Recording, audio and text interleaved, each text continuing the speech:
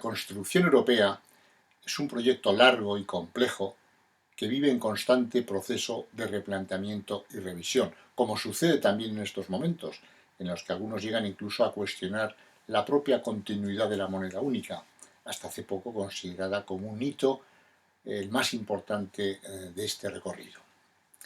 Para entender la construcción actual de este edificio europeo hay que ver sus distintas fachadas, la cronológica, la historia de los tratados, la de las cesiones de soberanía nacional, la de las ampliaciones sucesivas, etcétera, etcétera. El relato cronológico hasta nuestros días nos llevaría a ver su impulso fundacional de carácter político que buscaba superar los seculares enfrentamientos bélicos que habían asolado a Europa. Por cierto, que el momento inicial se considera convencionalmente el de la declaración de Schuman, ministro de Exteriores francés, que la había redactado junto a Jean Monnet y que la comunicó también al canciller alemán Konrad Adenauer el mismo 9 de mayo de 1950, razón por la que simbólicamente el 9 de mayo se declara hoy el Día de Europa. En ella se proponía la CECA, Comunidad Europea del Carbón y del Acero, verdadero embrión de la Unión Europea. Otra fachada del edificio sería la historia de los tratados que han ido rellenando los cimientos de este edificio de los sistemas de gobernanza económica. Tras el mencionado germen de la CECA, los tratados de Roma de 1958, es decir, el Tratado de Euratom, Comunidad Europea de la Energía Atómica, y sobre todo el tratado que instituye la Comunidad Económica Europea, inauguran ya el edificio con los 6 países iniciales fundadores, todo ello con un alto componente político y voluntarista para consolidar la reconciliación entre contendientes bélicos. El Tratado de Bruselas de 1967, llamado también Tratado de Fusión, fusiona las 3 comunidades y crea ya una comisión y un consejo únicos.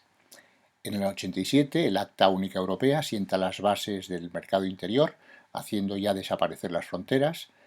En 1993 se firma el trascendental Tratado de la Unión Europea, también llamado de Maastricht, que prepara la unión monetaria y la llegada del euro.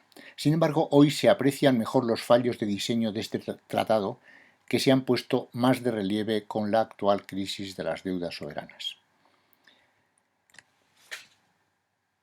Comienza el euro en el 99 y por tanto desaparecen las monedas nacionales, con la consiguiente cesión de soberanía en la fijación de los tipos de interés y los de cambio, pero esta política monetaria única no viene acompañada por una paralela política fiscal única, hoy considerada el caballo de batalla ante la crisis de las deudas soberanas. Este fallo se trató de paliar con un diseño de mera coordinación fiscal con el Pacto de Estabilidad del año 99, que en la práctica ha sido un fracaso, pese a que se reformó en el año 2005 ante su incumplimiento flagrante por parte precisamente de sus impulsores, Francia y Alemania. Los sucesivos tratados, Ámsterdam, Niza, Lisboa, representan cambios en los sistemas de gobernanza con vistas a adaptar la Unión Europea a las importantes ampliaciones posteriores, pero resultan cambios limitados y parciales. Ya en el 2012 se aprueba el Tratado del Pacto Fiscal en un intento por actualizar este fracasado Pacto de Estabilidad.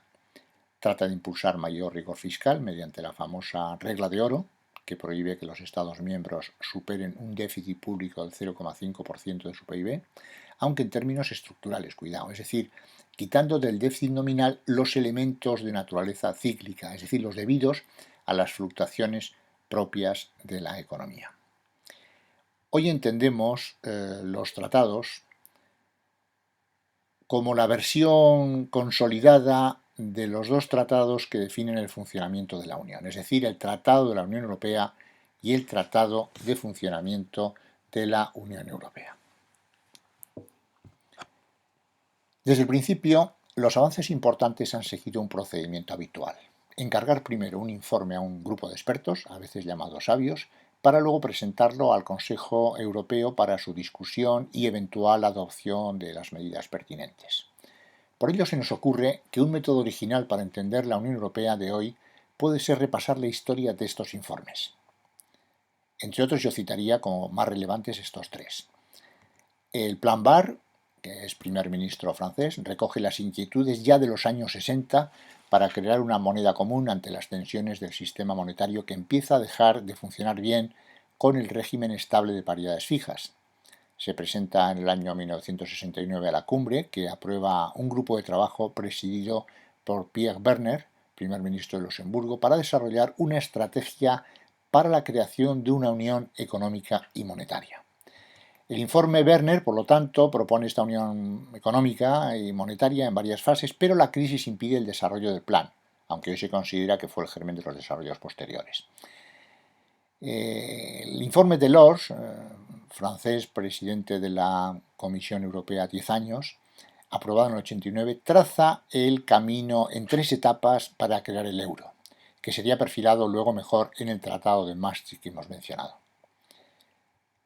Ya en nuestros días, por las inquietudes actuales, merecen citarse el informe Lagosière del año 2009, que sienta las bases de la supervisión financiera que se aprobó a continuación en Europa, el informe de Felipe González de mayo del 2010, que por la inoportunidad de la grave crisis de esos días perdió interés mediático y pasó casi desapercibido en esa cumbre. No obstante, es interesante, como indica su título, reflexión sobre el futuro de la Unión Económica y Monetaria en 2030, retos y oportunidades. Y el informe apremia a realizar las reformas en la gobernanza económica que hoy ya todos reclaman. Y finalmente el informe Van Rompuy, presidente del Consejo Europeo del año 2012, que propone una nueva arquitectura institucional más sólida con unas etapas prefijadas. Tiene el sugestivo título de Hacia una genuina unión económica y monetaria. La historia de la integración es a la vez la historia de la cesión de la soberanía nacional, como es lógico. Así, a grandes rasgos, se han ido cediendo las diferentes herramientas que tenían en su mano los gobiernos nacionales para manejar la economía, desde la política arancelaria, para crear la unión aduanera, ya sin fronteras a las mercancías, las reglamentaciones sectoriales y de control de la competencia para crear el mercado común, la armonización legislativa y de cohesión económica y social para crear el mercado único, de libre circulación tanto de mercancías como de factores de producción y de capitales. Luego la política monetaria, que hace desaparecer las monedas nacionales y con ella el control nacional de aspectos tan importantes de la política económica como el tipo de cambio, el tipo de interés, la consiguiente política antiinflacionista, gran parte de la autonomía de la política fiscal, presupuestaria, la desregulación y supervisión del sistema financiero, de momento parcialmente, las reglamentaciones sectoriales de tipo técnico, sanitario, etc. ¿Quedan herramientas por transferir? Muy pocas. ¿Cuál es el problema al que nos enfrentamos hoy? Que los estados nacionales no disponen de sus tradicionales herramientas de política económica, porque las han cedido a la Unión, pero ésta, por su parte, se muestra incapaz de utilizar eficientemente esas funciones recibidas por no disponer de los mecanismos de gobernanza adecuados para ejercer con eficacia esas funciones de política económica, que se le van confiando progresivamente. De ahí la imperiosa necesidad de encontrar nuevos sistemas de toma de decisiones más eficientes y en línea con el resto de países del mundo. Al dar los distintos pasos van apareciendo inconvenientes no previstos que obligan por sí mismos a seguir avanzando con nuevos pasos, aunque sean políticamente más arriesgados. Es una cuestión de supervivencia. Por tanto, se puede decir que el camino de la Unión Económica y Monetaria es un ejemplo de que se hace camino al andar. Sin ello no se entendería gran parte de las medidas adoptadas en la historia de la Unión Europea, con frecuencia in extremis. En otro vídeo desarrollamos esta idea. Existe un camino natural, es decir, son las leyes de la economía las que van señalando la ruta a seguir. Es bien conocida la historia de las ampliaciones, pero tengamos una visión panorámica. Se inicia en 1958 con los 6 países fundadores y primero se expande hacia los países atlánticos en el 73, Dinamarca, Irlanda y Reino Unido. Luego se avanza hacia el Mediterráneo en el 81 con la entrada de Grecia, Por cierto, hay polémica porque se cuestiona el uso de datos económicos erróneos para su ingreso. Más tarde se avanza hacia la península ibérica en el 86 y hacia la Europa central, es decir, Austria, y nórdica, Finlandia y Suecia, en el 95.